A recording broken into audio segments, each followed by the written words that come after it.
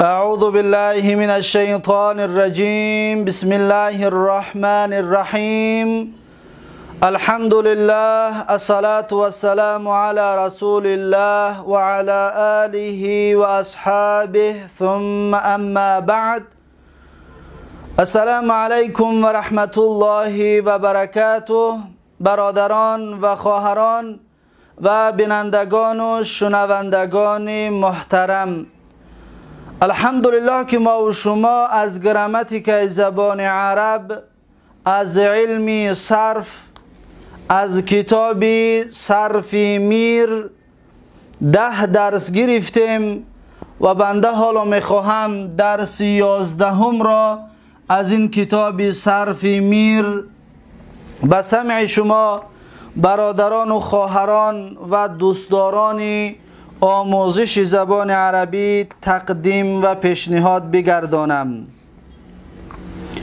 درس امروزه ما و شما از اینجا شروع می شود که در اجوف واوی فصلون در اجوف واوی گفته از اینجا درس ما و شما شروع می شود. پیش از اونه که اینها را بخوانم، این فصل را بخوانم، اولا میخواهم درس های گذشته در یادتان باشد که گفتیم کلمه از دیدگاه حرف هایش 7 تقسیم میشد. قسم های 7 گانه: صحیح و مثال و اجوف و ناقص و لفیف و مضاعف و اجوف مقرون و مفروق و 7 نمود میشد. پس این 7 نمود را ما در کتاب بیدان خواندیم و در 22 باب صرفی همچنین تکرارا خواندیم و در خود همین کتاب صرف میر هم همچنین خواندیم. و درس گذشته ما و شما مثال را با آخر رسانیدیم که مثال 2 نمود میشد. مثال واوی از 5 باب می آمد، مثال یایی از 3 باب می آمد. اینها را با تفصیل تا درس گذشته درس 10 با آخر رسانیدیم. اکنون درس 11 ما و شما از اجوف شروع می شود. اجوف همچنین یکی از قسم های 7 گانه است. ببینید اجوف. پس اجوف همچنین به 2 قسم تقسیم می شود. اجوف به مثل مثال به 2 قسم تقسیم می شود. یکمش اجوف واوی، دویمش اجوف یایی. اجوف واوی یکم قسم و دویم قسم اجوف یایی. اجوف واوی از 2 باب آمده است و خلاص. دقت دادید؟ اجوف واوی از 2 باب آمدگی است. اجوف یایی همچنین از 2 باب آمده است و خلاص. یعنی که اجوف واوی هم از 2 باب آمده است، اجوف یایی هم از 2 باب آمده است و خلاص. اکنون اجوف ما و شما میدونیم یعنی چی. اجوف مثلا قال، ببینید قال اجوف است، اما این اجوف چی است؟ واوی است. چرا؟ زیرا اینکه اصلی قال چی بود؟ اصلش قوله بود. ببینید قوله در بین حرف واو که هست، از این حساب ایرا میگوین اجوف واوی. اجوف واوی میگوین این را. و این واو را قلب الف کردیم که در این درس و درس های گذشته هم در بارش کمی صحبت داشتیم، قاعده معینی را گفته بودیم و باز انشاءالله در این درس اون قاعده را با تفصیل بیان خواهیم کرد. دقت بتید اکنون اجوف واوی را چی میگوید؟ میگوید فصل. در اجوف واوی از باب فعل یفعل القول. دقت دادید؟ فعل یفعل باب چند است؟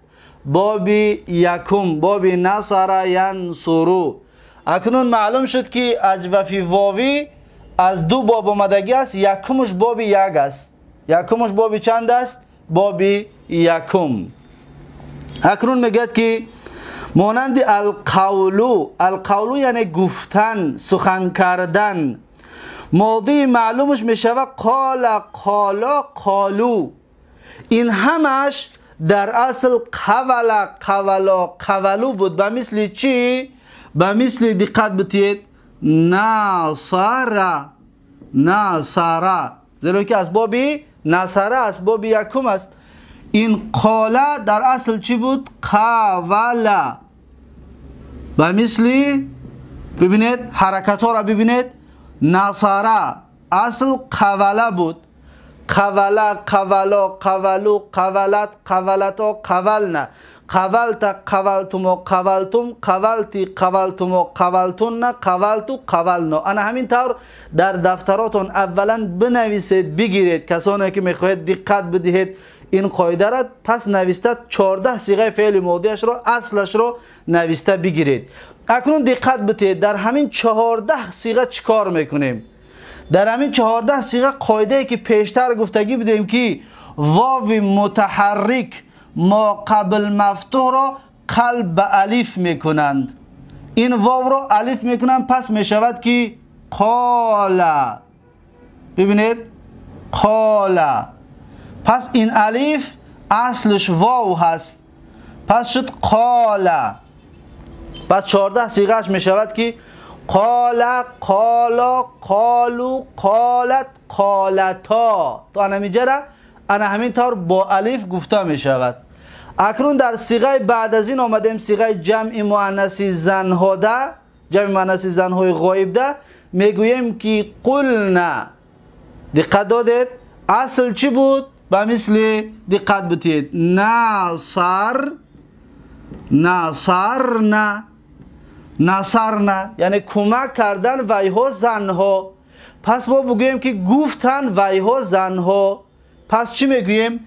اصل به مثل این اصلش ده میگوییم که قول نه، قول. دقت بدید قول، قول نه. اصل باید قولنا بگوییم، اما ما قولنا نمیگیم، ما میگیم که قلنا.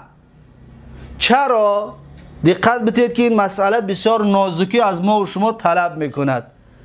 قاعده هایی هست که باید اینها را بدانیم تا اینکه بفهمیم چرا قلنا شد و قلنا نشد. اولین کاری که ما میکنیم این واو را چطوره که در اینجا گفتیم واو متحرک ما قبل مفتوح را قلب به الف میکنیم.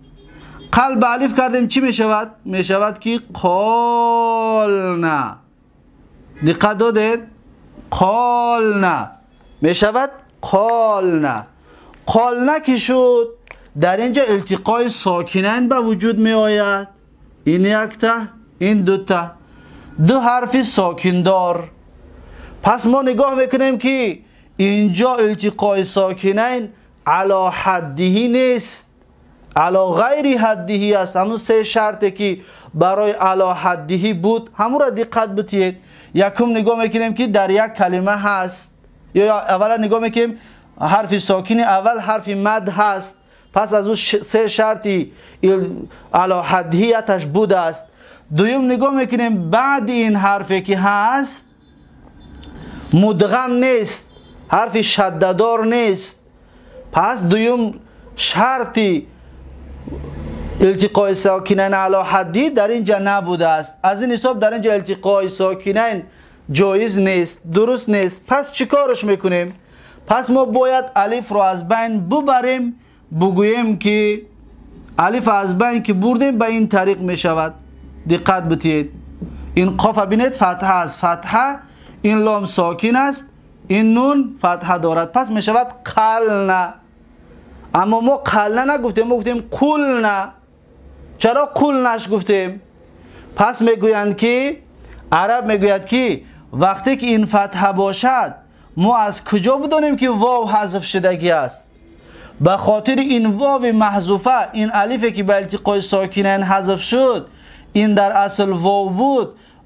پس ما ایرا میگد دمه میتیم تا اینکه دلالت بکند به واو محذوفه، به واو محذوفه میگد دلالت بکند. گفتم ما پس قاف رو دمه میدهیم. دقت دادید؟ پس چی میگفته عرب؟ عرب میگفته یعنی که قلنا. دقت دادید؟ پس قلنا میشود. پس میگیم که قالا، قالا، قالو، قالت، قالتا تا 5 دشت رو با الف میگوییم. وقتی در ششم صیغه‌اش میرسه میگیم قلنا. این قلنا را ببینید ما چند کار کردیم. اصل قول نبود، این واو متحرک ما قبل مفتوح رو قلب الف کردیم، التقای ساکنین شد، واو رو حذف کردیم قل نشد و قاف رو ضمه دادیم به خاطر دلالت کند به این واو محذوفه، پس شد قلنا. دقت دادید؟ پس دیگه تا آخر همین کارا میکنید. قلتا، قلتما، قلتم، قلتی، قلتما، قلتن، قلتو، قلنا. پس دیگه تا آخر انا همین قاعده را همین طور استفاده برید. قاف رو برای چی ضمه دادیم تا به آخر دیگر؟ به خاطر دلالت کند به واو محذوفه، به واوی را که ما حذفش کردیم، از بین بردیمش.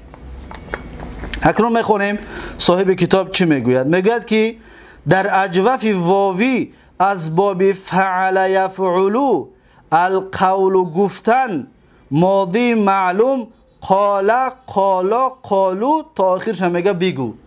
پس قال قالا قالو سه تاش رو گفت. قالت قالتا قلنا سه تا دیگه غایب رو گفتیم. قلتا قلتما قلتم سه مخاطب مذکر. قلتی قلتما قلتن سه مخاطبه مؤنث. قلتو قلنا دو تا متکلم. دقت داده چطور گفته می شود؟ پس این هست کار کردن قاله اجوفی واوی. میگه قاله در اصل قوله بود. چطور گفتیم؟ قاله در اصل قوله بود. چیکارش کردیم؟ واو متحرک ما قبل اون مفتوح واو رو به الف بدل کردن. واو متحرک پیش از خودش فتحه دار، پس واو رو به الف بدل کردن، قلب به الفش کردن. دیدید؟ شد قاله. قوله شد قاله. قاله شد میگوید چطوری که بیان کردیم. همچنین تا قالتا یعنی تا پنجم شه. قاله قالا قالو قالت قالتا 5 تا در همین طور الف آمد میگد، واو را قلب الف کردیم، 5 تا را بیان کرد، خلاص کرد اینجا را. پس در این میگذرد. دقت بتید. میگوید که و قلنا، این را میگوید قلنا در اصل قولنا. ببینید قلنا در اصل قولنا بود. واو الف شد. این واو الف شد. دیدید؟ واو الف شد با التقای ساکنین بی افتاد. التقای ساکنین که شد واو افتید. دیدید؟ واو نیست دیگر، واو افتید و قلنا شد.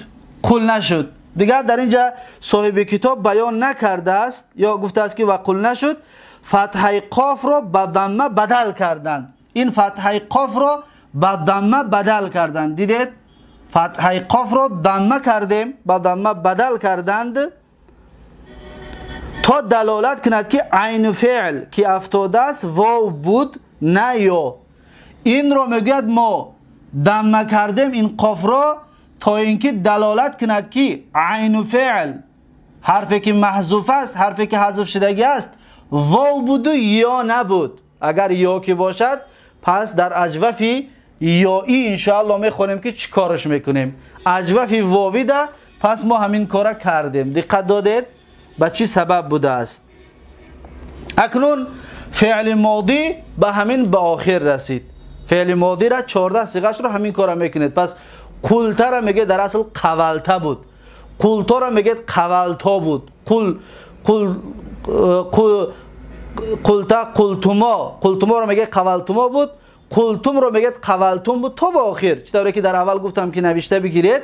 پس انا همین اعلال ها را براش بکنید، انا همین طور تا آخر. پس میشود قلنا قلتا قلتما قلتم قلتی قلتما قلتن قلتو قلنا. قلتو یعنی من گفتم، قلنا ما گفتیم. پس فعل ماضی به آخر رسید. اکنون بگذاریم در فعل مستقبل معلوم یعنی فعل مضارع. در فعل مضارع چی کارش میکنیم؟ در فعل مضارع میگه یقول یقولان یقولون، میگه تا آخر بگو. پس دقت بتید برادران، در فعل مضارع ما چی کارش کردیم؟ در فعل مضارع میگوید که یقول، دقت بتید، یقول یقولو، یقولو این اصل نمی باشد. اصل نصره فعل مضارعش چی می شود؟ ینصرو. دقت بتید، ینصرو، ینصرو. پس یقولو نیو باید اصل چی شود؟ یقولو، یقولو. دقت دادید؟ یقولو از اصل، زیرا که از باب نصره ینصرو است. پیش از ما قبل آخر باید ضمه باشد، بعد حرف مضارعت باید ساکن باشد. یقولو، ینصرو. اما ما یقولو نمیگوییم، یقولو میگوییم. چرا؟ به خاطر چی؟ قاعده را نوشته بگیرید. به خاطر آنه که واو حرف علت است، حرکت برای حرف علت ثقیل است، وزمین است. پس واو میگوید که من حرف علت را، حرف علت که هستم، حرکت بار وزمین است، برداشته نمیتوانم. به مثلا گفتم که واو حرف علت است، یعنی حرف کسلی است. امروز مثلا یک کسلی را دیدید در دستش یک ظرف وزمین هست، آیا شما رفته یاردمش نمیکنید؟ حتما یاردمش میکنید. یک موی سفید را دیدید یا یک کمپیر را دیدید، رفته یاردمش میکنید. چرا؟ زیرا که موی سفید، کمپیر یا اون بیماری ضعیف است، بیمار است، ناتوان است و یاردمش میکنید. پس انا همین طور حرف قاف حرف صحیح بردم است، بقوت است. حرف واو حرف کسلی است، ضعیف است. پس واو میگوید که من برداشته نمیتوانم حرکت را، بیا حرکت مرا به قاف بدهیم. دقت دادید؟ پس حرکت واو را میگیرن در حرف قاف میتین، واو ساکن میشود، پس میشود یقولو. اصل یقولو بود، این ضمه واو را در قاف دادیم. دیدید؟ اصلا قاف ساکن است، لیکن ما ضمه را در ما قبلش دادیم، شد یقولو. این را قاعده را نوشته بگیرید. پس 14 صیغه‌اش می شود که یقولو، یقولانی، یقولون. یا اول اصل بیا نوشته بگیرید. اولا بگویید که اصل یقولو، یقولانی، یقولون، تقولو، تقولانی، یقولن، تقولو، تقولانی، تقولون، تقولین، تقولانی، تقولن، اقولو، نقولو. دیدید؟ پس این رو انا همین طور 14 صیغه‌اش رو نوشته، اصلش رو در دفترتون بگیرید.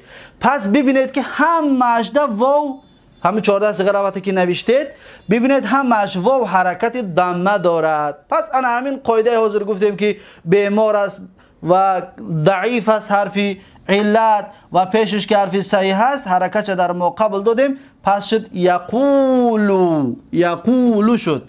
پس 14 صیغه‌اش رو باز بگویید که یا بنویسید در دفتراتون که یقولو، یقولانی، یقولون، تقولو، تقولانی، یقولن. انا اینجا در یک کم ترک کار میکنیم. اینجا در چیکار کردیم؟ یقولن به مثل ینصرن، یعنی نصرت میدهن ویها زنها. این طور است، دقت بتید. ینصرن یعنی کمک میکنن، نصرت میدهن ویها زنها. پس یقولو را ما میاریم، باید بگوییم در اصلش باید بگوییم که یقول،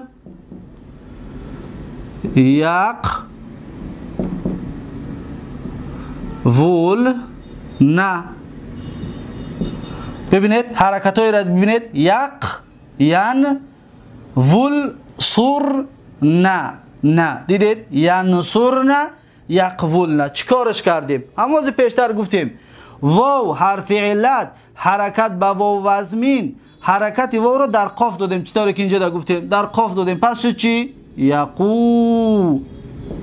ببینید یقو.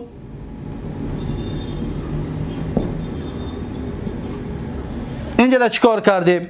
وقتی که حرکت واو رو بر قاف کی دادیم، پس شد التقاء ساکنین. دقت دادید؟ التقاء ساکنین شد، زیرا که واو حرکت در ما قبل دادیم، حرف قاف دادیم. شد یقولنا، یقولنا، التقاء ساکنین شد. وقتی که التقاء ساکنین شد دیدیم که علی غیر حدیه است، یعنی علی حدیه میشد به حال خودش می ایستاد، اما این علی غیر حدیه است. پس چیکارش کردیم؟ پس دیدیم که واو ما قبل خود دمه دارد، دلالت میکند برای واو محذوفه، واو رو از بین بردیم، واو رو از بین بردیم. پس شد که یقول، یقول نه، دیدید؟ یقول نه، این واو دلالت میکند به واو، این دمه دلالت میکند به واو محذوفه.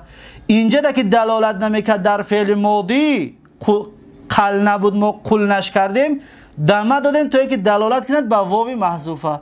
اما اینجا ده خودش که دمه هست دلالت میکند به واو محذوفه، پس به حال خودش فقط حذف کردیم و به حال خودش گذاشتیمش. دقت دادید؟ پس این هست یقولن، یعنی میگویند ویها زنها. پس 6 صیغه غایبش را گفتیم، یقول، یقولان، یقولون، تقول، تقولان، یقولن. این کار را میکنید. پس از این مخاطب رو میگیم تقول، تقولان، تقولون، تقولین، تقولان، تقولن. به مثل همین فقط تقولن، یعنی که اصل تقول نبود و واو حرکت در قاف که دادیم یقولن التقاء ساکنین شد، با لام یقول نشد و واو رو حذف کردیم، زیرا اینکه دمه قاف دلالت میکند به واو محذوفه. پس واو رو حذف کردیم، شد تقولن. پس صیغه مخاطب اقولو من میگویم، نقولو ما میگوییم. پس این هست 14 صیغه ماضی معلوم. صاحب کتاب میگوید که مستقبل معلوم یقول، یقولان، یقولون، میگه تا آخر بگو.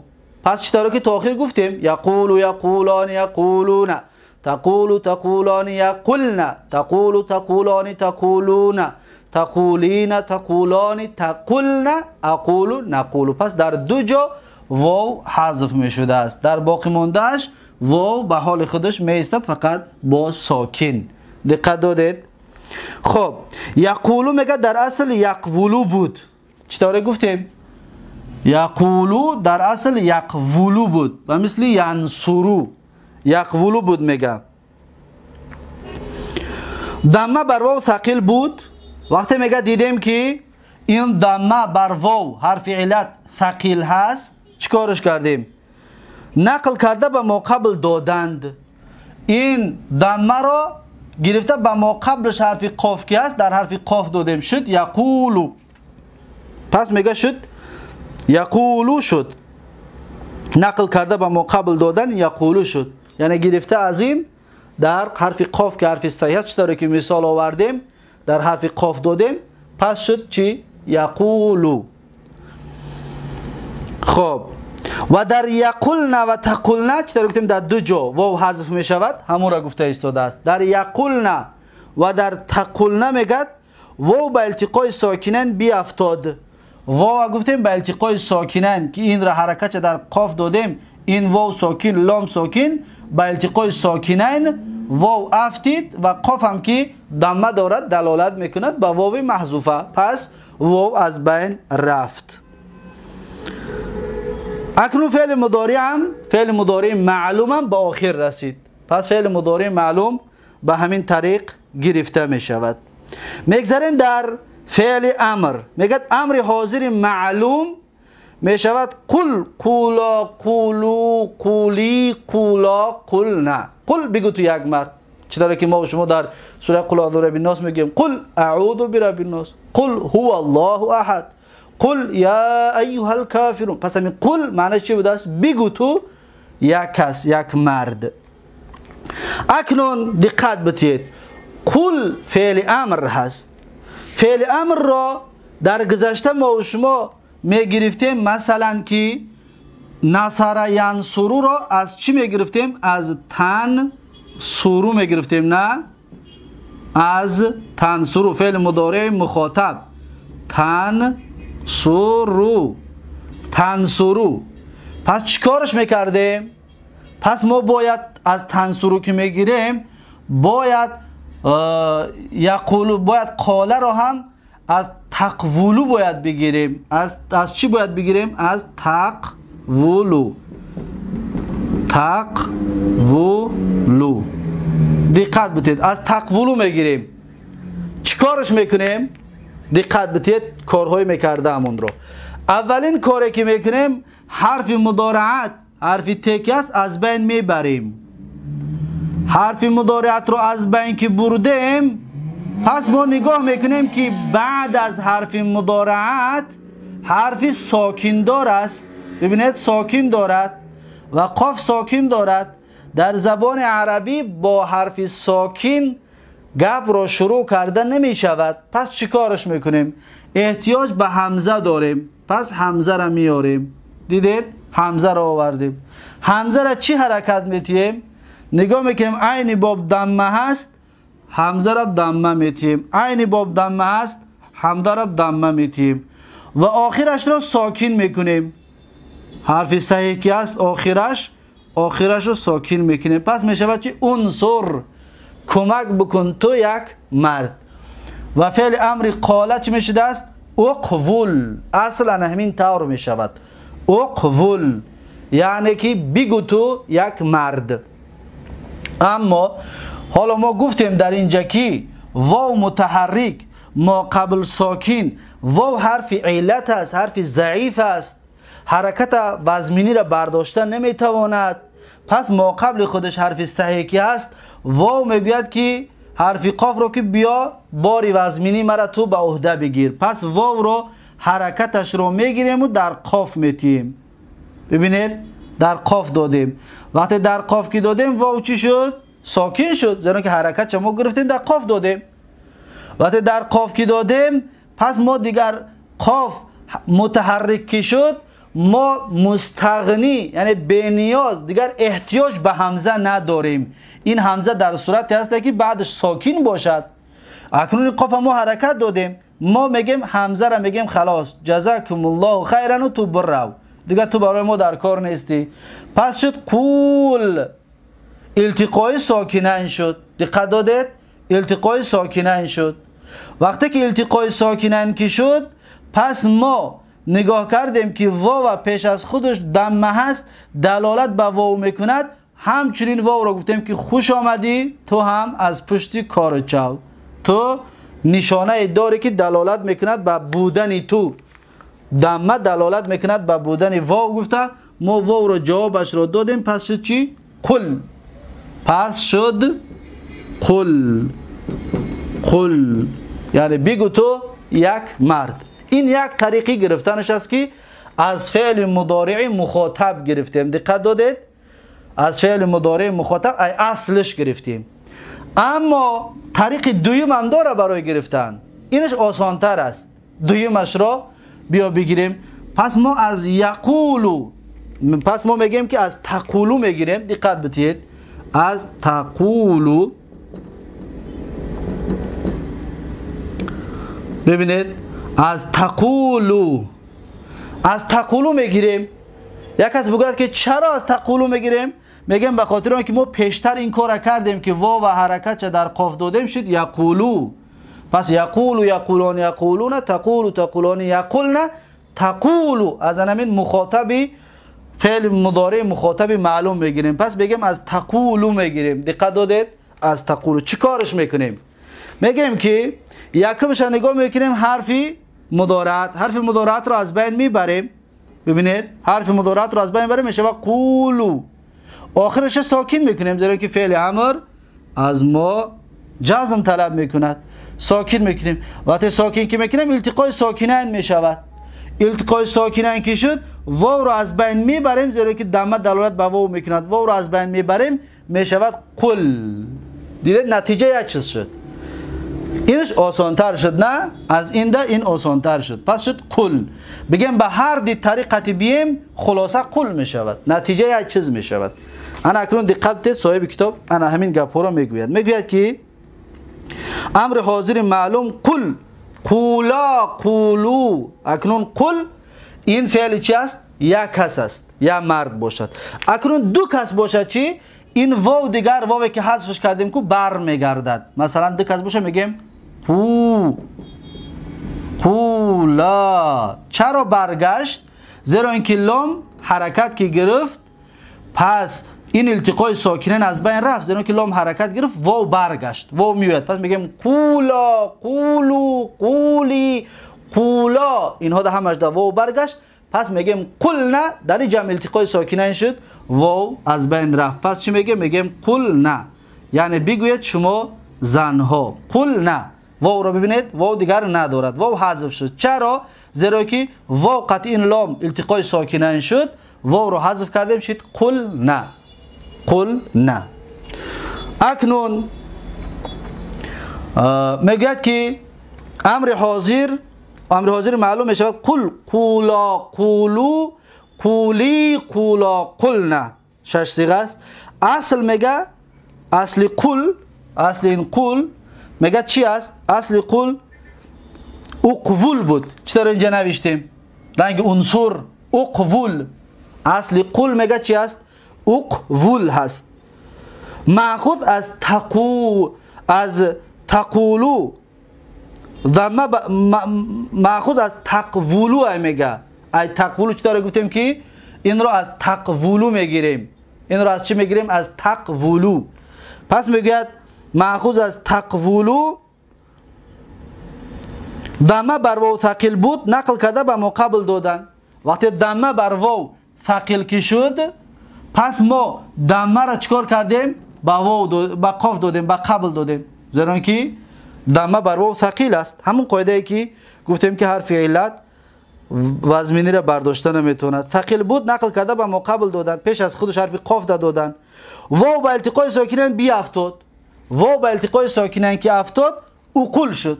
جدا گفتیم که قل اقول اصلش، رنگ عنصر. وقتی که ما ضمه را با قاف دادیم اقول شد، واو رو حذف کردیم به سبب التقای ساکنین اقول شد. دیگر احتیاج به همزه که نداشتیم، همزه را از بین بردیم، شد قل. طریقه گرفتنش همین است، شد قل. به حرکت قاف از همزه وصل مستغنی شدن، همزه نیز بیافتاد و قل شد.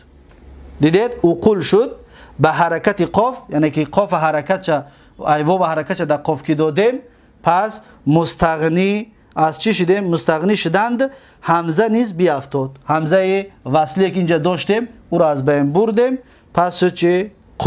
قل شد میگد. چطوری که گفتیم که قل شد.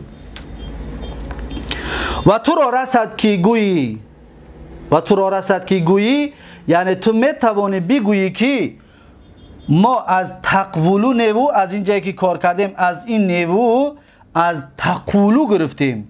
از تقولو گفتیم چطوری که آسان تر است و نتیجه هر دوش یک چیز می شود. از تقولو گرفتیم. دقت دادید؟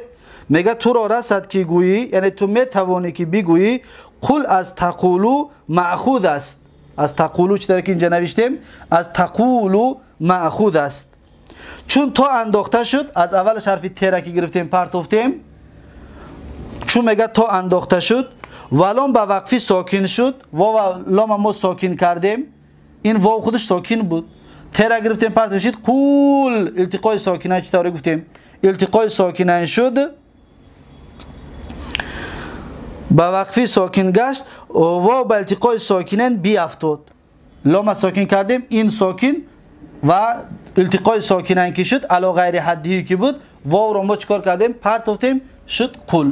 چطور گفتیم که حدش نتیجهش یک چیز می باشد. شد میگه قل. از قل به التقای ساکن بیافتاد و قل شد. امر غایب معلوم، امر غایب معلوم لیقل، لیقل، لیقولا، لیقولو. دقت دادید؟ لیقل، لیقولا، لیقولو. به مثل تقریبا چی است که یکمش در واو ندارد، رنگ قل. لیقل، لیقل رو ما از اصل از چی گرفتیم؟ اینجا را پاک کنیم به خاطر نوشتن کلمات جدید برای امر غایب، امر بالام یا امر غایب. پس دقت بتید که چی میگوید صاحب کتاب. میگوید که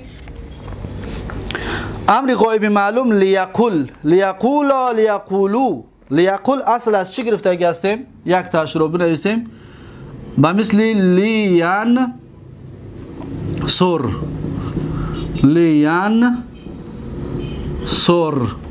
پس باید بشود که لیق وول. اصل این طور است، هر یک اصلش نوشته. پس اعلال ها را شما خودتون کار کنید تا اینکه در ذهنتون خوب بماند. اصل لیقول به مثل لیانصر. واو حرکت بر واو ثقیل به قاف داده میشد لیقول. التقای ساکنین شد بین واو و لام، واو را حذف کردیم شد لیقل. خلاص همین قدر کار کردیم لیقل. اما اگر دو کس باشه چیکار میکنیم؟ در اصل در لیان سورا، ببینید لیان سورا میگیم. اکنون اصل میشود لیق وو، لیق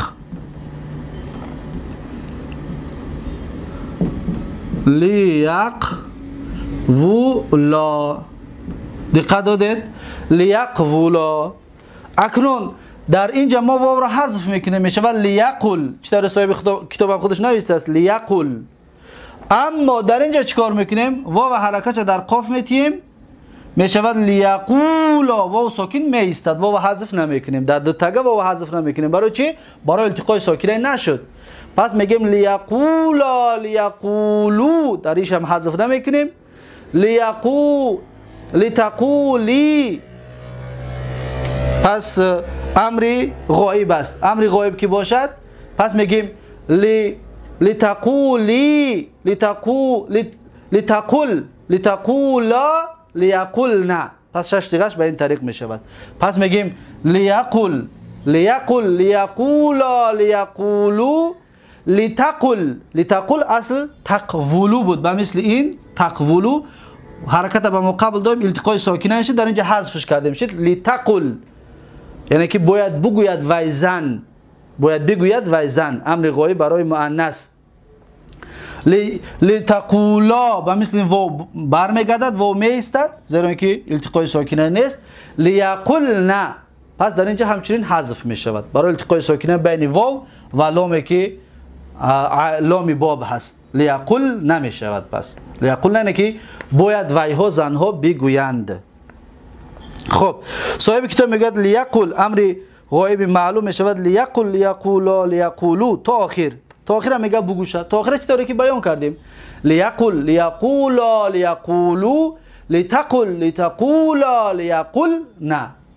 لیقل، لنقل. لیقل یعنی که باید من بگویم، لنقل باید که ما بگوییم. دقت دادید؟ خب نهی غایب. اکنون شش صیغه امر غایب را بیان کردیم. اکنون میگذاریم در فعل نهی. فعل نهی مثلا لا یقل. لا یقل اصل به مثل لا، اصل باب رو میاریم لا ینصر، لا ینصر. این لا ناهیه از آخرش جزم میکنه به مثل لم، آخرش جزم کرد. پس اصل این باید بگیم که لا یقول، لا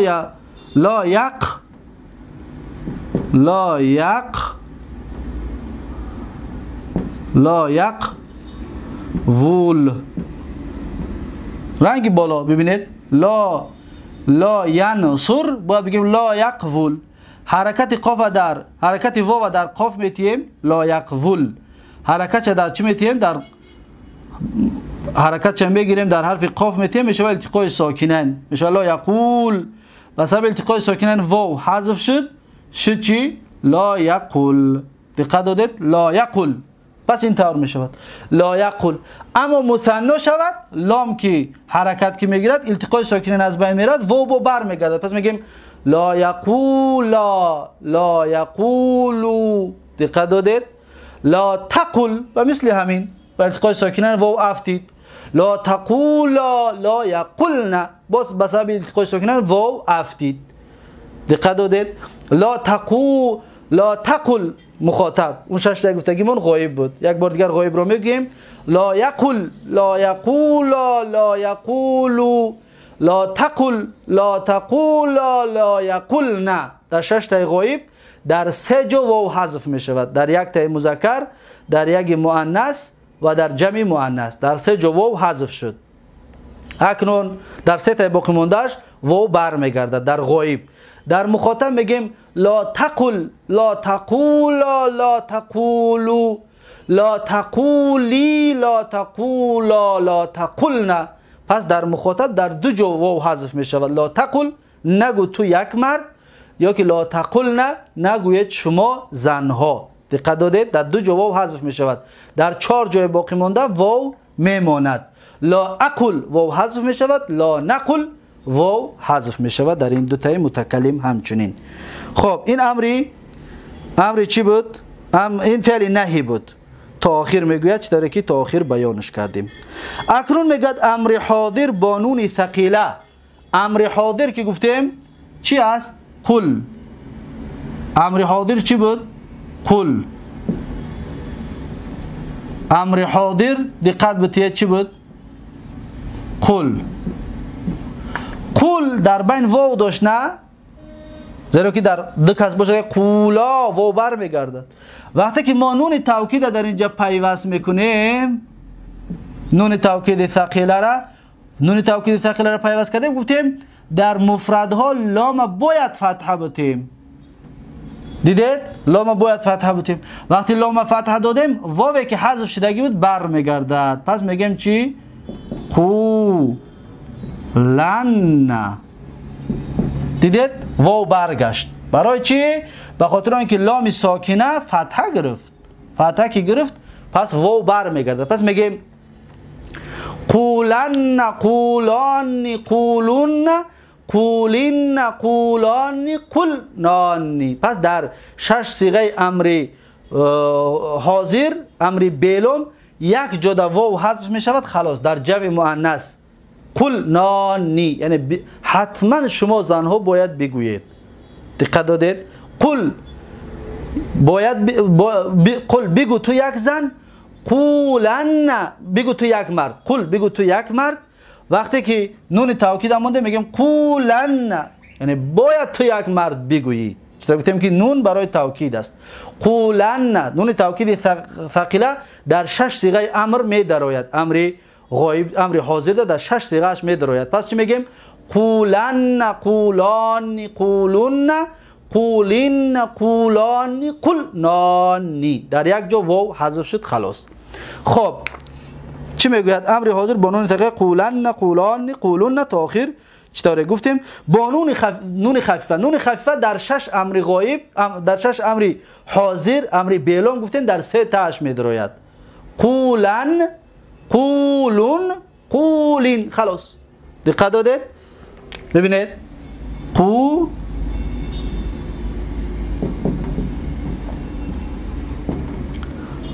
این نون توکیدی خفیفه است. این نون توکیدی خفیفه است. پس ببینید چیکارش میکنیم. قو اگر بگم قولن یعنی که حتما باید تو یک مرد بگویی و مثل این فقط نون توکیدی خفیفه قطعی، این ثقیله قطعی. ببینید قولن. اکنون ایرا ما میگیریم دمه میتیم میشه قولون. در اینجا یک واو بود حذف کردگی هستیم. یادتون باشه گفتیم قولون بود، واو داشت. به سبب التقای ساکنه بین نون توکید و واو رو حذف کردیم. برای چی حذف کردیم؟ برای دلیل داشتیم پیش خودش. دمه کی بود واو رو حذف کردیم. پس در اینجا واو حذف شدگی است. قولون یعنی شما مردها همه کسا بگویید. پس ما اگر بگوییم که قولین یعنی که اصل جدا قولین بود، یا در بعد لام یا بود پیش نون، یا با نون التقای ساکنه شد علا غیر حدی که بود، یا را حذف کردیم. برای چی حذف کردیم؟ برای که پیش خودش کسره کی بود دلالت میکرد به یا. از این حساب یا را حذف کردیم. پس شد قولین یعنی تو یک زن بگو، حتما باید بگویی. تو یک زن حتما باید بگویی. دقت دادید؟ میگه که با نون خفیفه قولن، اینجا در هیچی حذف شدگی نیست. قولون واو حذف شد، بگوید شما مرد، حتما باید شما مردها بگوید. قولین اینجا در همچنین یا حذف شد که اصلش قولین بود. خب امر غایب با نون ثقیله، امر غایب با نون ثقیله یعنی که امر غایب لیقل، ایرا حرکت چه گفتیم در چی میتیم؟ در ماقبل. در ماقبل که دونید لیقولان، لیقو ام با نون توکید خفیف ثقیله میشد لیقولن. دیدید لیقو و بر میگردد، لیقل بود لیقل، اما نون توکید که موندیم به مثل این واو بر میگردد، به مثل این. ببینید اصلا واو نداشت در مفردش، نون رو که موندیم لام پیش از نون متحرکی شد واو برگشت، پس لیقل بود. نون توکید ثقیله را که موندیم لیقولن نشد، دقت دادید؟ لیقولن. پس 14 صیغه‌اش به این طریق است، یا 8 صیغه دارد امر غایب.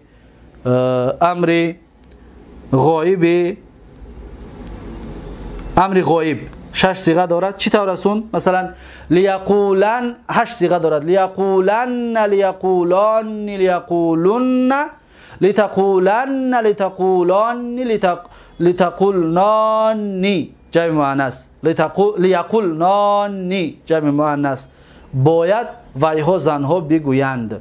لیقولن، لنقولن. 8 صیغه امر غایب با لام با نون توکید چی؟ با نون توکید ثقیله. یک بار دیگر لیقولن، لیقولان، لیقولن، لتقولن، لتقولان، لیقولنانی. پس در اینجا چی حذف شد؟ لیقولن، هیچ چیز حذف نشد. لیقولانی، پس در اینجا التقای ساکنین اومد، پس ما حذف نکردیم، الف رو برای مشابهت به مفرد نشود گفته. لیقولون در اینجا واو حذف کردیم، لیقولون واو حذف کردیم. لتقولن اینجا هیچ را حذف نکردیم. لتقولانی اینجا در الف با التقای ساکنین همچنین حذف نکردیم برای با مفردش مشابهت نشود و نون رو کسره دادیم. در سوی گذشته را بیان کردگی هستیم، در مثنی نون رو کسره دادیم. لتقولنانی در اینجا واو حذف شد و در بین سه نون بر به بر که اومد، نون جمع مؤنث و نون توکید ثقیله، و در آخرش چیکار کردیم ما؟ در آخرش یک الف فاصله در آوردیم، لیقولنانی شد و نون رو کسره برای چی دادیم؟ برای مشابهت به نون مثنی شده گفته در درس گذشته با تفصیل بیان کردگی هستیم. پس در اینجا همچنین قولن، قولانی کسره قولانی با التقای ساکنین ما چی را حذف نکردیم؟ الف حذف نکردیم برای مشابهت به مفرد نشدن. قولن واو را حذف کردیم، قولین یا را حذف کردیم، قولانی با التقای ساکنین با همچنین الف را حذف نکردیم برای مشابهت به مفردش نشود گفته. پس قولنانی جمع مؤنث الف فارقه را در بین سه نون در آوردیم. خب این بود امر غایب با نون ثقیله. تا آخر میگه چطوری که گفتیم. در نهی میگویم لا یقولن. ببین لا یقول واو حذف کرده بودیم، وقتی نون توکید که موندیم، نون توکید که موندیم و نون توکید موقع خش فتحه طلب میکنه در مفرد، فتحش کردیم. پس این واو را که حذف کرده بودیم، واو میگه که خلاص کنون، این را فتحه که دادید من باز میگردم، پس میشود لا یقولن، لا یقولانی. در اینجا همچنین مثنی همون چیزی که پیشتر بیان کردگی بودیم که با التقای ساکنه همچنین حذف نشید. اگر که ما لا یقولانی گفته این الف رو، الف مثنی رو از بین ببریم، پس باز میشود لا یقولن با مفردش مشابهت میشود. از این حساب ما الف را از بین نمیبریم به التقاء ساکن، فقط در مثنی را کسره میتیم، میگیم لا یقولانی، فقط نون را کسره میتیم برای مشابهت به مثنا. درس گذشته بیانش کرده بودیم. لا یقولن، لا یقولن، لا یقولان، لا یقولون، واو را حذف میکنیم. لا تقولن، لا تقولانی، به مثل همین میشود، به سبب مشابهت حذف نمیکنیم. به التقاء ساکنین میشود اما حذفش نمیکنیم برای مشابهت به مفرد نشود گفته. لا یقولنانی، لا اقولن، لا نقولن. خب اینها بود امر چی؟ فعل نهی. فعل نهی. بعد از این میگوید یا در فعل نهی همچنین مخاطب هم هست، مخاطب را ذکر نکردیم. لا تقولن واو بر میگردد با نون توکید ثقیله قطعی. لا تقولن، لا تقولانی، لا تقولن، لا تقولین، لا تقولانی، لا تقولنانی. دقت دادید؟ پس این مخاطبش بود، امر فعل نهی رو مخاطبش. لا اقولن، لا نقولن، این چی است؟ متکلم. تا آخر میگوید، تا آخر همین طور گفته می شود. یک بار دیگر فعل نهی رو میگوییم 14 صیغه‌اش رو. لا یقولن، لا یقولان، لا یقولون، واو حذف شد. لا تقولن، لا تقولان، لا تقولنان، واو حذف شد. در آخرش یک الفی فارقه و الفی فاصله آوردیم در بین سه نون. خب بعد از این مخاطب رو میگیم لا تقولن، لا تقولان، لا تقولون، لا تقولین، یا حذف شد. لا تقولانی، لا تقولنانی، واو حذف شد. لا تقولون جمع مذکر همچنین واو حذف شد. لا اقولن، لا نقولن، هیچ چیز حذف نشده است. خب اکنون میگوید و نون خفیفه لا یقول، و نون خفیفه در فعل نهیده لا یقول در 3 صیغه غایب می‌دارد. لا یقولن، لا یقولون، لا تقولن، همین 3 صیغه ده می‌دارد. خلاص در مخاطب 3 صیغه دیگر ده می‌دارد. لا تقولن یعنی تو مرد باید نگویی، تو مرد نگو. لا تقولون شما مردها نگوید. لا تقولین تو یک زن نگو. 3 تا دمی دارد. خلاص لا اقولن، لا نقولن در 2 تای متکلمه میدارد. پس در نون خفیفه در فعل نهی، نون توکید خفیفه در فعل نهی در 8 جا میدارد، در 6 تاش نمیدارد، چطوری که بیانش کردیم. خب میگوید که در قولن ولی یقولن ولا یقولن و پس آمد. در جا گفتیم که وقتی که ما نون توکید را که آوردیم لام ساکندار فتحه کی شد، واو پس گشت. همین را میگوید. در اینجا میگه واو پس گشت، در اینجا میگه همچنین واو پس گشت، طوری که ما واو رو پس گشتوندیم. یعنی یکم در فعل امر یا چی میگوید؟ میگوید که در قولن، بله در فعل امر مفرد، یعنی بگو تو یک مرد، حتما بگو تو یک مرد، اینجا در واو برگشت. و در لیقولن، در فعل امر غائب لیقولن واو همچنین برگشته بود. و در لا یقولن، ببینید لا یقول بود، نون توکیده که موندیم شد لا یقو، واو برگشت. لا یقولن، این الف مثنا است. لا یقولن، پس واو چکار کرد؟ در 3 جا میگه واو برگشت. واو پس آمد میگه، زیرا التقاء ساکنین نموند. برای چی با واو برگشت؟ برای التقاء ساکنین واو حذف شدگی بود. اینجا هم همچنین التقاء ساکنین رفع شد، واو خودش با گفت که خلاص من به جای خودم میام، واو به جای خودش برگشت. ماضی مجهول. اکنون ما فعل های معلوم را با نهی و با امر بالام و امر بیلام همش خلاص کردیم. اکنون میگذاریم در فعل ماضی. دقت بتید که فعل ماضی را چطور گرفته می شود. مثلا نصره فعل ماضی است. ببینید نصره اصل قاله چی بود؟ قاوله بود نه؟ قاوله. اکنون ببینید چیکار میکنیم. دقت بتید. نصره را ما در بدون خوندیم که اگر خواهی معلوم فعل ماضی رو مجهول کنیم ما قبل و آخر رو کسر و اولش رو چیکار کنیم و هر متحرک پیش از ما قبل و آخرش دمش کنیم میشه نوسیره. اکنون قوله را چیکار میکنیم؟ ولی یگان کارش نمیکنه، همین تا به حال خودش میایستد، فقط ما باید مجهولش کنیم. قوله را به مثل همین ما قبل و آخر رو کسر میکنیم و اولش رو چیکار میکنیم؟ دم میکنیم، میشه قویله اصل.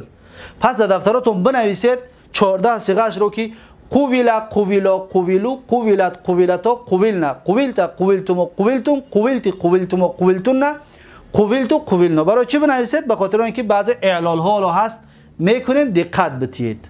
میگوید که پس قویله شد. اما در اینجا چی گفت؟ گفت که ماضی مجهول قیله می شود. قیله. چیکارش کردیم که قیله شد؟ دقت بتید. چیکارش کردیم؟ ما در اینجا حرکت واو رو ما گفتیم که واو حرف علت است. حرکت در حرف علت سنگین است، قین است. پس حرکت واو رو بعد از سلب حرکت قاف، سلب حرکت قاف یعنی که بعد از گرفتنی اول حرکت قاف رو میگیریم، ساکینش میشود. ساکین که شد پس این واو را حرکت در قاف میتیم. دقت بتید. در قاف میتیم، حرکتی را گرفتیم. شد چی؟ این ساکین شد. شد قیوله. قیوله. زیرا که حرکت واو رو ما در قاف دادیم. شد قیوله. دقت دادید؟ پس واوی ساکن ما قبل کسر را قلب بیا کردیم. بیا میکنیمش. پس چی میشود؟ قیله. دقت دادید؟ قویله به اصل. پس میشود قیله. 14 صیغه‌اش به این طریق است.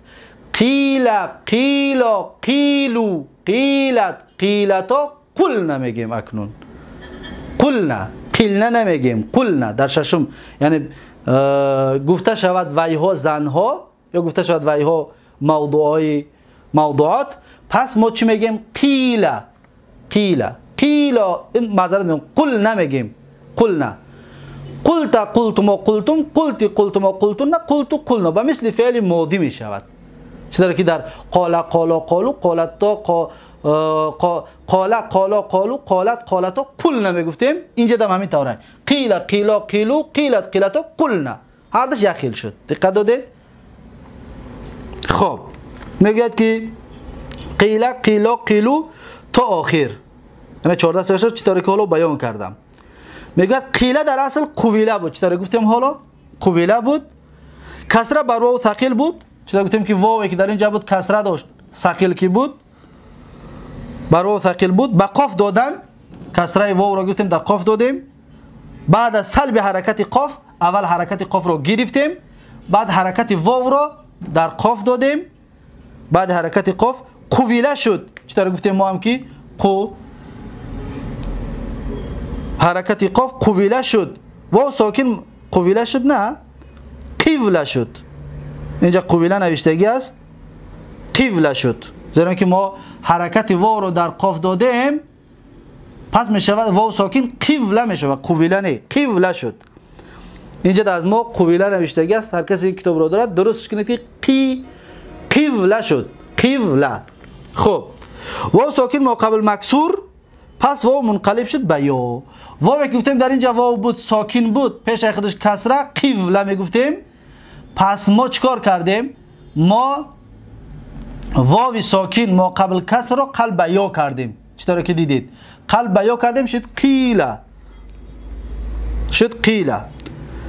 خب اکنون قیله قیله قیلا قیلو قیلت قیلتا 5 صیغه ده یا می ایستد. اکنون ای ششم صیغه 14 صیغه می شود قلنا. اکنون چی میگه؟ میگه که با یا و واو از قلنا تا آخر به التقاء ساکنین افتاد. قلنا اصل چی بود؟ قویلنا. اصل قلنا به مثل چی بود؟ به مثل نصره را بگوییم که مثلا گفت یاردم کرده شدن ویها زنها فعل مجهول چطور میگیم؟ میگیم نو سر نه. قوله را بگیم باید بگیم که اصلش قو ویل نه قویل نه اصل این طور است. اما میگه در اینجا این صاحب کتاب به تفصیل داخل نشد، میگه که و از قلنا تا آخر به التقای ساکنین افتاد. واو میگه از قلنا تا آخر به التقای ساکنین افتاد. واو میگه افتید. خلاص همین قدر گپ گفته صاحب کتاب. اما و میگه و دمه اصل قاف باز آمد. و دمه اصل قاف میگه باز آمد، یعنی گپی واضح نیست، گپی روشن و واضح بیان نکرده است. اکنون بیایید این را واضح و روشن بیان میکنیم که چی گفته، چی مقصد دارد. مقصدش همین است که واو حرکت در واو ثقیل در ما قبل میتیم. دقت دادید چطور که اینجا دا کردیم، حرکت این رو میگیریم و این رو در قبل میتیم، میشود چی؟ قیو التقای ساکنین. التقای ساکنین که شد واو رو حذف میکنیم، میشود چی؟ میشود قیل نه. قیل نمیشود. اما گفتیم قل نباید بگیم، قیل نمیشود، قل نمیشود. چیکار میکنیم؟ پس میگوید که واو قاف که اینجا در واو حذف شده، چطوری که واو بدال حذفش کردیم، یگان دلیل علامت برای حذف شدن یا واو که نیست، حرکت این را با دمه قلب میکنیم تا اینکه دلالت کنه اینجا واو حذف شده است. پس میشود قل نه. دقت داده چیکارش کردیم؟ انا همین قدر کار را صاحب کتاب با تفصیل بیان نکرده، گفت که واو از قلنا تا آخر به التقای ساکنین افتاد. اول واو افتاندیم التقای ساکنین شده بود. و دمه اصل قاف باز آمد. اصل قاف دمه میگه باز آمد، دیگر هیچ چیز نگفته است. اما ما دیده چیکار کردیم، پس اینها را در دفتراتون نوشته بگیرید. اکنون یک از بگوید یا در بعض کتاب‌های همین صرف چاپ‌های صرف میل میگوید که برای چی برای چی دمه کردیم؟ دمه کردن سببش چی است؟ میگه تا دلالت کند بر این که عین الفعل که افتاده است واو بوده است نه یا، تا اینکه این دمه دلالت کند که عین باب که افتیدگی است همونجا در واو حرف یا نیست، زیرا که ما اجوفی واوی را خوندیم. همون افتیدگی چی است؟ همون افتیدگی واو است، تا اینکه به همین دلالت کند میگوید. خب اکنون این شد معلوم فعلی مجهول فعل ماضی. پس 14 صیغش به این طریق است که قیل قیلا قیلو قیلت قیلتا خلاص قلنا دیگه تا آخر قلت قلتم و قلتم قلتی قلتم و قلتنا قلت و قلنا تا آخر همین طور می رود. اکنون در اینجا یک سخن دیگر میاد، میگه صورت معلوم و مجهول و امر یکی شد. دقت بتید در اینجا یک مسئله مهم است. پس در این قلنا سه چیز یک جمع شدگی است. قلنا را یادم میتواند بگوید که ترجمه کند که گفتند ویها زنها در زمان گذشته. یا ترجمه این ترجمه یکم. باز میتوانند بگویند که قلنا یعنی گفته شدند مجهول فعل ماضی. این دوم ترجمه. با سیم داریم میشود بگوید که بگوید شما زنها. این چی است؟ سیمش است. انامین یک قل انامین طریق دیده سید سه چیز است میگه. در صورت در شکل یک است، اما در تقدیر اینها فرق میکنن. در تقدیر اینها فرق میکنن. یکم گفتیم معلومی فعل ماضی. صاحب کتاب خودش میگوید که صورت معلوم فعل ماضی بنویسید. صورت معلوم فعل ماضی و مجهول یعنی صورت مجهول فعل ماضی دویم گفتگیمون و امر و صورت امری حاضر امری بلام سوم گفتگیمون. هر سه صورتش میگه یک خیل است. یکی شد یعنی یک خیله شد، یکسان شد. هر سه صورتش یک نمود نوشته می شود. قلنه معلوم اکنون اول قلنه که ما گفتیم گفت ویها زنها اصل چی های؟ قو ویل معذرت میخوام قول نه قول اصلش قولنه، یعنی که گفتن وای ها زنها و مثل نصرنا قولنا. اصل میگه چی است؟ اصل قولنه است، معلوم میگه قولنه است. و اصل قلنه مجهول دویم گفتگیمون به این طریق است، اصلش قول نه، یعنی گفته شدند وای ها زنها یا که موضوع ها. خب و اصل قلنه سیمش اصلش به این طریق است، اقول نه. دقت دادید؟ هر سه همین روابطی که ما اعلال میکنیم در بالاش کار میکنیم خلاصش میشود قلنا. دقت دادید؟ واو ساکن ما قبل فتحه رو الف میکنیم میشود قالنا، التقاء ساکنین واو حذف میکنیم میشود قلنا و قاف ضمه میتیم تا اینکه دلالت به واو محذوفه میشود قلنا. خلاصش همین شد. در اینجا چیکار میکنیم؟ قولنا، واو حرکتش در مقابل میتیم میشود قیولنا و با التقاء ساکنین واو میافتد، با التقاء ساکنین واو چیکار میکند؟ میافتد، واو افتید قیل نمیشود و قاف با ضمه میتیم برای دلالت کنه به واو محذوفه میشود قلنا، باز میشود همین قلنا. دیدید اینش هم به مثل همین شد. او قولنا اینجا چیکار میکنیم؟ واو حرکتش در قاف میتیم میشود اوق و به نیاز از همزه میشویم، همزه ده احتیاج نداریم دیگه، بعد میشود قولنا با التقاء ساکنین واو میافتد میشود قلنا. دیدید هر سهشن نتیجهش یک چیز میشد. اما پس این را از سیاق جمله میفهمیم که یعنی که گفتن وای ها زنها میشود یا گفته شدن مجهولی فعل ماضی میشود یا که بگوید شما زنها میشود. کدامش میشود این را از سیاق جمله فهمیده میشود.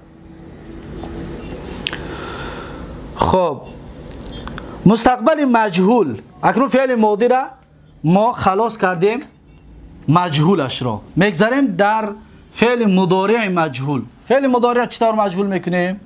دقت بدید.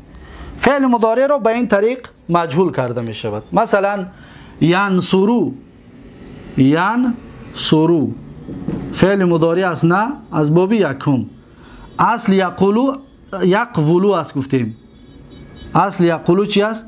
یقولو. دقت بدید چیکارش میکنیم. در اینجا ما در بدون خوانده بودیم، ما قبل آخر را فتح میکنیم، فتحه، و حرف مضارعت را ضمه میکنیم میشود ینصرو، یعنی یاردم کرده میشوند، یاردم کرده میشود و یک مرد. در اینجا چیکار میکنیم؟ ما قبل آخر حرف واو است، فتحش میتیم، حرف مضارعت را ضمه میکنیم میشود یقبلو. این اصل هست. دقت دادید؟ این اصل هست. اکنون این را چیکار میکنیم؟ زیرا که صاحب کتاب گفت که مجهول یقالو میشود، چیکارش کردیم که یقالو شد؟ واو کجا شد؟ الف از کجا آمد؟ دقت بدید. اینجا اولا می نویسیم همین کلمه را یقولو.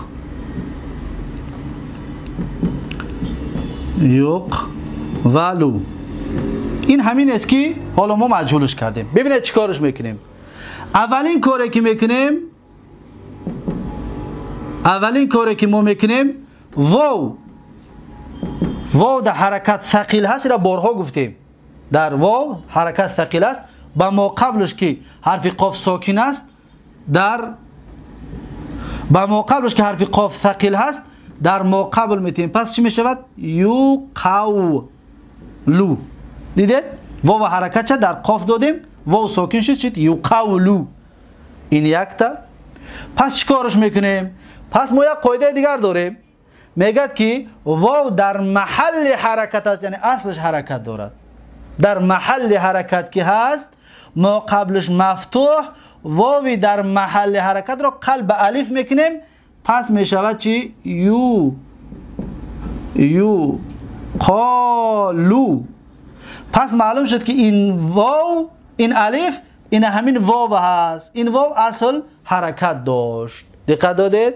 ما قاعده داشتیم که واو متحرک ما قبل مفتوح را قلب الف میکنیم. یک کس بگوید که واو ساکن است، میگیم بله واو ساکن است، اما در محل در جایگاه اصل واو حرکت داشت.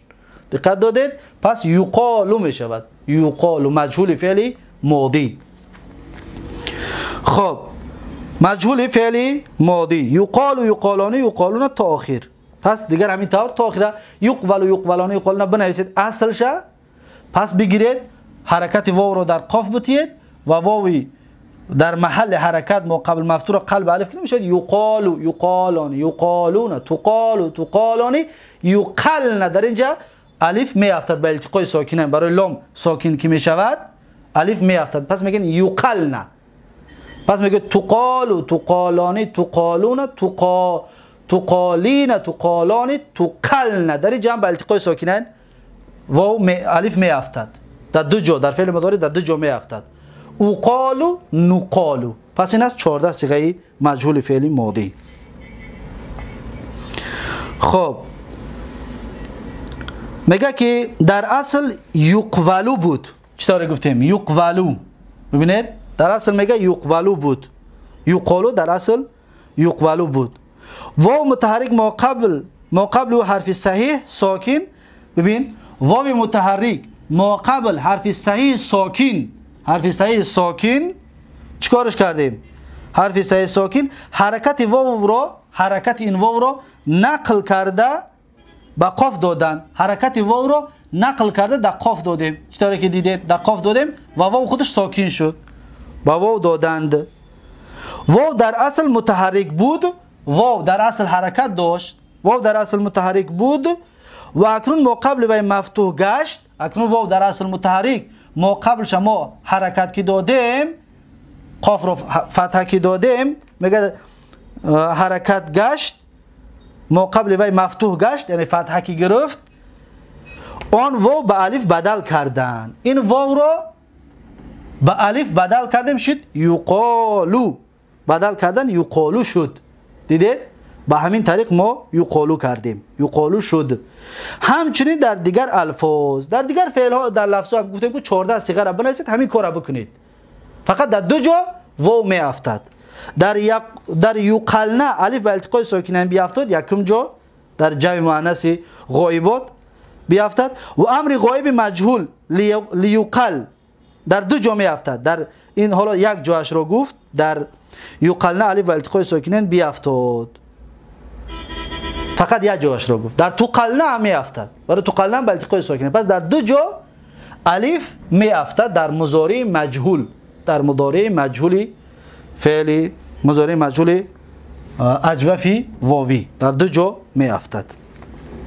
و اکنون میگه که امر غایب مجهول، امر غایب مجهول چنین است: لیقل، لیقال، لیقالو. لیقل اصل لیقول هست، لیقول. واو رو حرکتش رو در قاف دادیم، لیقول التقای ساکنین شد. واو رو حذف کردیم شد لیقل. امری چی است؟ امر غایب مجهول، امر بالامی مجهول، لیقل. پس در اینجا واو می افتد لیقالا، در اینجا اکنون با الف برمیگردد. لیقالا، لیقالو. دیدید؟ لیقالا، لیقل، لیقالا، لیقالو، لتقل، لتقالا، لیقلنا. در اینجا می افتد، واو افتید یا الف افتید. لتقل، لتقالا، لتقالو، لتقالی، لتقالا، لتقلنا. لیقل، لنقل. 14 صیغه‌اش.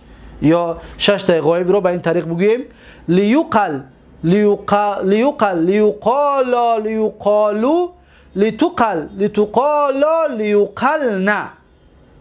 دیدید؟ لیقل، لیقالا، لیقالو، لتقل، لتقالا، لیقلنا. 6 تا غایب: لتقل، لتقالا، لتقالو، لتقالی، لتقالا، لتقلنا. 6 تا مخاطب: لیقل، لنقل. 2 تا متکلم. خب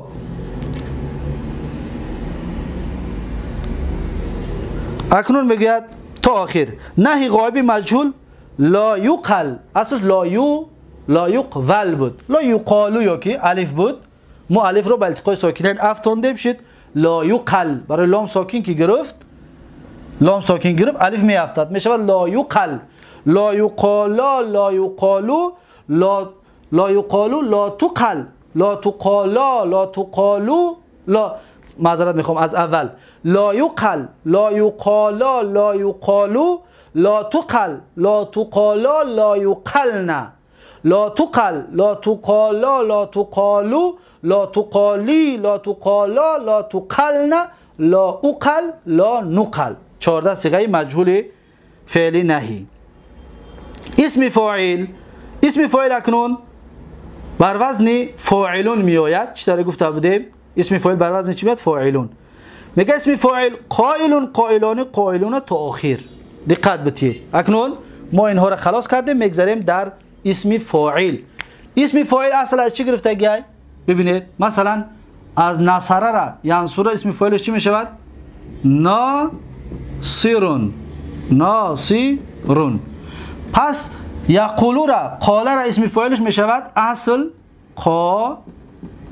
قاویلون. دیدید قاویلون اصل می شود قاویلون. خب اما در اینجا میگه قائلون. چرا قائلون همزه شد؟ دقت بدید. ما قاعده داریم. این قاعده را یک تا در دفترها جدا جدا نوشته بگیرید. واو یا کی یا فرق ندارد. واو و یا بعد الف زائده، این الف زائده میگن. بعد الف زائده واو و یا بیاید قلب همزه می شود. این واو قلب همزه می شود. پس می شود قائلون. این همزه اصل واو بود. بعد الف زائده که آمد برام خاطر قلب چی شد؟ قلب همزه شد. با همین سبب قلب همزه شد. قائلون قائلانی. ببینید قائلون اسم چی فاعل؟ گوینده، یک گوینده. قائلون قائلان قائلون قائلتون قائلتان قائلاتون قوائلو جمعی اسم فاعلی قاله تا آخر میگه. قائلون در اصل قاولون بود. چطور گفتیم؟ قائلون در اصل قاولون بود. واو بود قاولون بود. چون واو را در فعل ماضی به الف بدل کردند. این گپش کم ترک مشکل رنگ است، زیرا اینکه بهترش ما بگیم بعد الف زائده واقع شد قلب چیزش کردیم؟ قلب همزه اش کردیم. این قاعده داریم. واقع شده بود بعد از الف زائده منقلب شد به همزه. این قاعده را نوشته بگیرید خوبتر است. اما گپی را اگر که توضیح بدیم، واو در فعل ماضی به الف بدل کردن.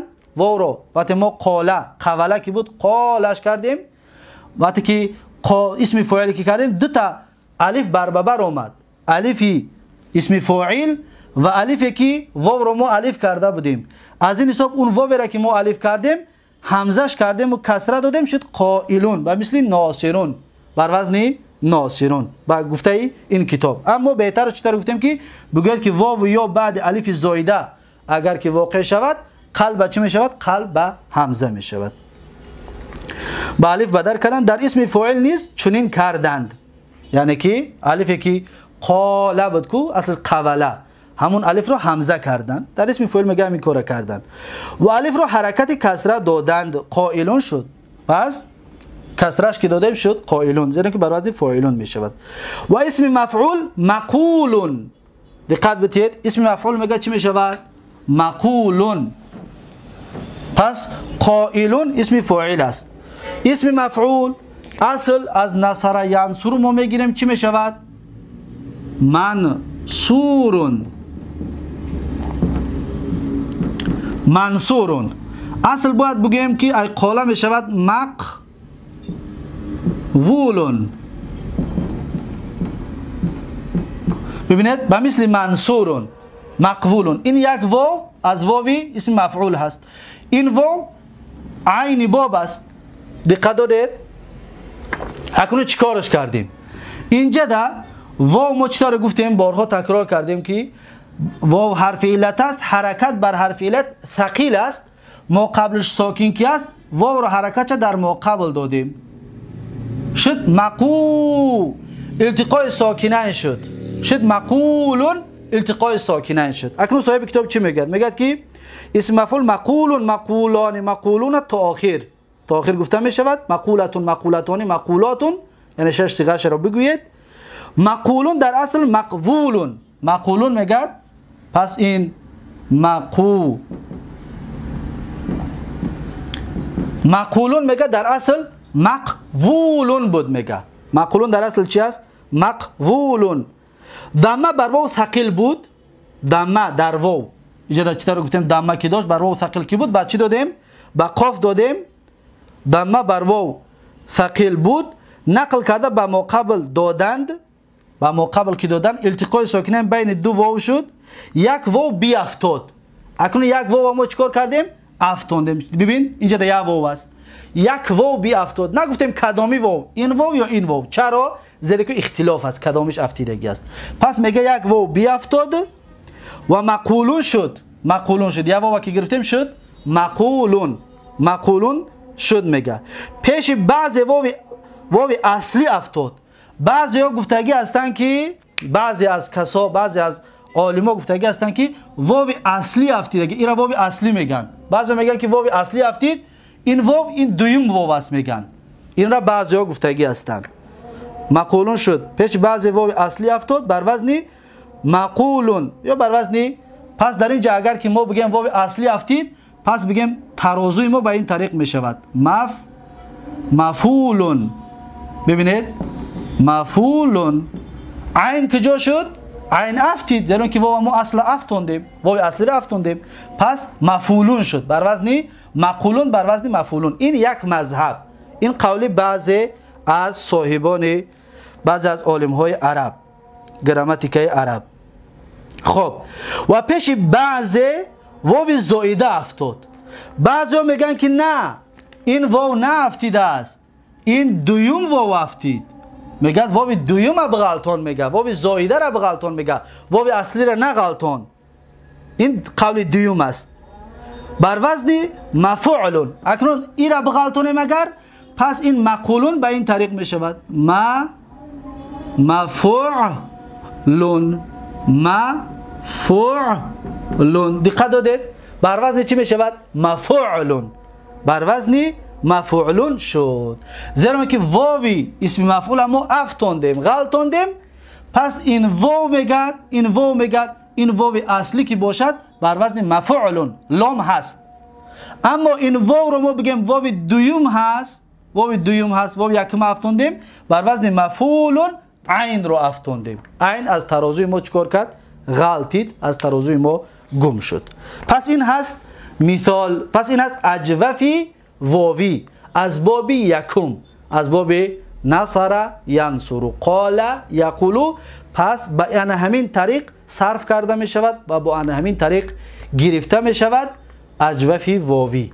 پس ما از اینجا فقط یک تاش رو خواندیم از باب یکم. انشاءالله درسی آینده، درس 12 باز دوام اجوف ها رو می خوانیم که از کدام باب ها می آید و با چه طریق می آید و چه طریق گرفته می شود. پس این قاعده ها را و این تغییرات را در ذهنتون خوب جا کنید برای شناختن کلمه و برای گفتن و ساختن کلمه. براتون کمک های زیادی را می آورد. بارک الله فیکم و جزاکم الله خیرا و امیدوار هستم که فهمانده توانسته باشم. هرچند درسم طولانی شد اما مقصد فهماندن هست، نه اینکه فقط درس کرده و گفته و رفتن. نه، مقصد فهماندن که است. اگر هرچند درس طولانی هم که بشود مجبور هستم که تا به آخر براتون گفته باشم و تا به آخر براتون فهمانده باشم. بارک الله فیکم و جزاکم الله خیرا. تا درس آینده الله حافظ و مددگاری یک ما و شما. السلام علیکم و رحمت الله و برکاته.